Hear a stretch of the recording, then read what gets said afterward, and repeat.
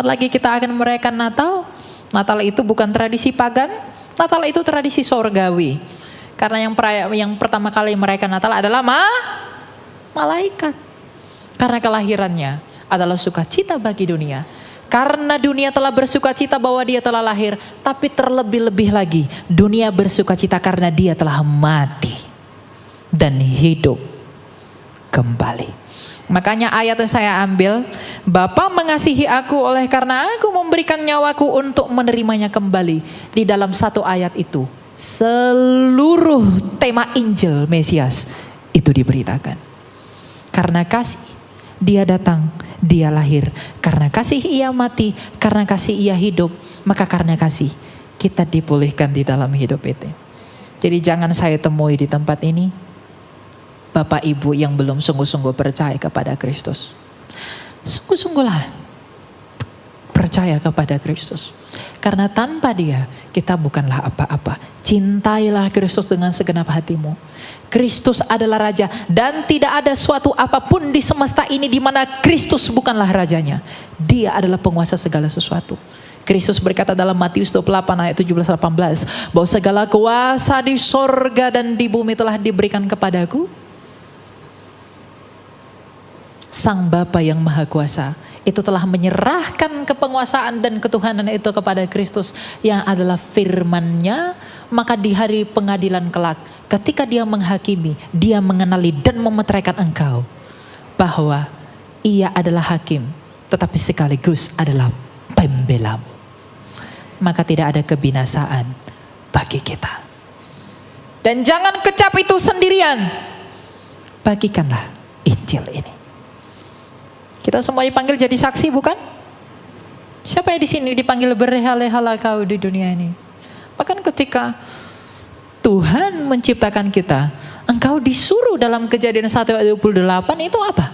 Berkuasalah atas bumi ini, beranak cuculah, penuhilah seluruh bumi. Kita menjadi penguasa atas bumi ini. Tapi karena dosa ada, maka dosa yang menjadi penguasanya. Maka agar kembali pada keadaan yang semula, saya pikir ada ayatnya di belakang. Percayalah kepada dia. Allah memberkati mereka, lalu Allah berfirman kepada mereka, beranak cuculah dan bertambah banyak, penuhilah bumi dan taklukkanlah itu, berkuasalah atas ikan-ikan di laut dan burung-burung di udara dan segala binatang dan merayap di bumi. Penguasa itu artinya Tuhan. Jadi dia bahasa Yunani kurios. Jadi kita memang adalah penguasa di bumi ini sejak semula. Karena memang kita dicipta di sini. Tapi dosa itu telah merusak segala sesuatu. Tetapi salib Kristus, Injil Kristus telah memulihkan segala sesuatu. Karena ia telah berkata di kayu salib, tete lestai. Sudah selesai. Sebagai penutup, pada akhirnya saudara-saudariku yang terkasih di dalam nama Tuhan, ketika Anda sudah mengerti bahwa mengapa Anda harus percaya kepada Kristus, mengapa Anda harus datang kepada Kristus, dan mengapapun Anda harus dipanggil untuk menjadi alat bagi kemuliaan Kristus. Terlebih anak-anak muda, gunakanlah segala talenta yang ada padamu untuk menginjili semua orang. Injililah semua orang di dalam apapun yang kamu miliki. Kamu boleh berambisi jadi kaya, kamu boleh berambisi jadi kuat, kamu boleh berambisi menjadi bijaksana. Tetapi Nabi Yeremia memperingatkan kamu, janganlah kamu bermegah karena kekayaanmu, kekuatanmu, dan kebijaksanaanmu. Tapi biarlah engkau bermegah oleh karena engkau mengenali dan memahami bahwa Allah Tritunggal itu adalah Allah yang penuh belas kasih, keadilan, dan kebenaran. Belas kasih dinyatakan oleh Sang Bapa, keadilan dinyatakan oleh firman yang hidup di dalam salib itu, dan kebenaran itu dimeteraikan oleh Roh Kudus. Maka di dalam kepenuhan Allah Tritunggal, engkau mengenali siapa Allah yang sejati. Maka teguhlah dan diamlah di dalam Injil itu, berbuah lebat dan pergilah ke seluruh bangsa, agar ketika engkau mati, engkau mengucapkan apa yang diperkatakan Rasul Paulus, bahwa hidupku adalah Kristus dan matiku adalah keuntungan. Aku mengatakan hal ini kepada Bapak Ibu bukan karena aku sendiri telah sempurna di hadapan Allah. Aku adalah orang berdosa, sama seperti engkau adalah orang berdosa. Mungkin aku juga adalah orang yang paling berdosa daripada engkau yang duduk di sana. Tapi mengapa aku harus menyatakan ini? Aku menyatakan ini agar di dalam keberdosaanku lah kemuliaan Allah dinyatakan.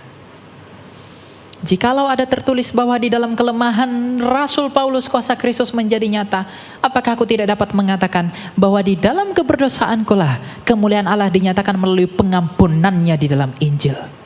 Berbahagialah dan setialah untuk selama-lamanya. Pergilah dan berbuahlah. Tuhan memberkati. Kita berdoa. Allah Bapa yang bertata dalam sorga, Bapa yang baik, Bapa yang mulia, terima kasih Bapa, kami Engkau panggil untuk menjadi pelaku firman. Janganlah kami hanya menjadi pendengar, tapi mampukanlah kami untuk melakukan itu, dan mampukanlah kami untuk mengasihi Engkau terlebih-lebih lagi, agar kami dan di dalam kami kemuliaan-Mu dinyatakan. Kami adalah hamba-hamba dan anak-anak-Mu yang setia. Memang kami adalah anak-anak-Mu yang telah dinyatakan melalui Kristus. Tapi biarlah juga kami dapat melayani-Mu dengan apa yang Kau berikan bagi kami. Inilah kami Bapa, terima kasih Bapa. Segala kemuliaan dan hormat hanya bagi-Mu saja. Dan juga bagi Putra-Mu Yesus Kristus yang hidup. Dan bagi Roh-Mu yang kudus. Sekarang dan selalu serta sepanjang segala masa. Amin. Shalom. Thank you.